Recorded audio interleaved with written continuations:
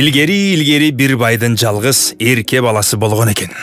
Ал бала: "О, атамдын ушунча малы, дүнүйө мүлкү, өзүмдүн сулуу аялым бар. Атам өлсө да мен эчтемеден кор болбойм" деп ойлочу экен. Баланын колуктусу акылдуу болот. Күндөрдүн биринде атасы өлүп, энеси аялы үчөө калат.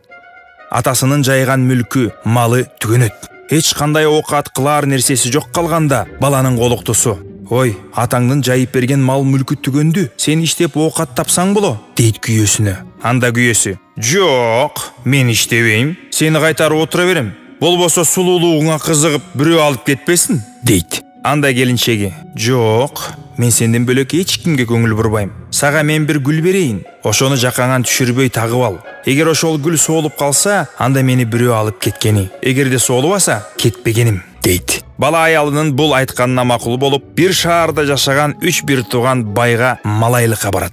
3 бир туугандын улуусунун аты Адыл, ортончусунун аты Мадыл, күчүүсүнүн аты Жалын экен. Ошентип бала оокат кылып жүрө берет. Күндөрдүн биринде Адыл: "Ой, эним, алдагы жакаңдагы кызыл гүл эмнең?" деп баладан сурайт. Анда бала: "Бул менин аялымдын белеги. Эгер ушул гүл соолуп калса, аялымды бирөө зордуктап алып кеткени. Соолубаса, аялым мени күтүп үйдө отурганы" деп сырын айтат. "Ал аялың кандай?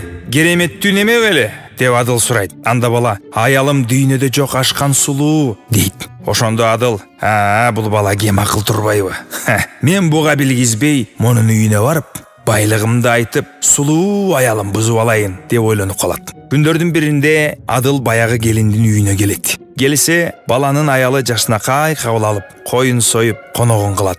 Жатаар мезгилде аял эшиктеги баланы чакырып, "Коноктун атын жайла" дейт. "Атты кандайча жайлайм?" деп бала сурайт. Анда келин: "Атты алабаканга асабайла, 4 туягы булганып, конок капа болбосун. 4 туягын сыйпалабай тазабайла" дейт. Ал сөз атты тазалап союп, этти алабаканга асабайлап, илип кой, 4 туягын тазала дегени. Терисин жайып, туздап кой деген экен. Андан кийин келин балага: "Куш коңгуроо чалбасын, муну байка" дейт. Куш коңгуроо чалбасын, муну байка дегени эшикти калдыратып табыш бер деген экен. Бала атты байлап, ишти жайлап, эшикти кагат. Эшикти какканда келин тура калып конокко карап: "Кокуй, конок аке, айтып этпей тура кал. Кайненем катуу киши эле, каарданып келе жатат" деп үй астындагы оордун оозун ачат. Конок чуңкурдун түбүнө калат. Келин шып этип оордун оозун мыктайт.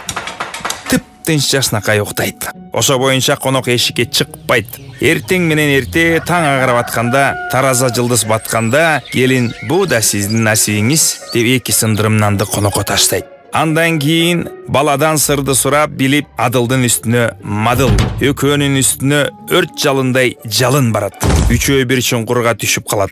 Ошентип акылман келин үчөөнүн бирдей акылын табат. Ошондуктан ушундай аялдарды упалуу аял деген экен. Күндөрдүн биринде баягы бала иштеп таап келген оокаты жок, кур алакан үйгө келет. "Алган нерсең гана, 1 жыл бою талаалап жүрдүң. 1 тыйын тапкан пулуң жок. Сени тапкан пайдаң кайда? 3 байдын өзүн же өлүгүн көрсөтөйүнбү?" дейт аялы. "Кой, өлүгүн көрсөтүп эмне кыласың? Өзүлөрүң көрсөт" дейт.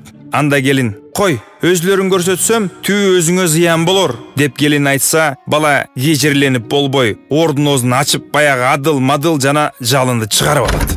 Ошондо баягылар: "Биздин аттарыбыз кайда?" деп келинден сурашат. Анда келин: "Алабакандан сурагыла" деп жооп берет. Баягылар: "Алабаканың эмне?" деп барышса, аттын туягы, кулагы алабаканда иленип турат. Ошондо Адыл, Мадыл жана Жалын: "Бул келин өзү сулуу болгону менен акылы ашкан шум келин экен. Биздин түбүбүзгө жете электе көзүнө көрүнбөй эптеп качып кетели" деп түнү менен качып кетишет. Ошентип бала акылдуу аялы менен түбөлүккө бактылуу жашап калат экен.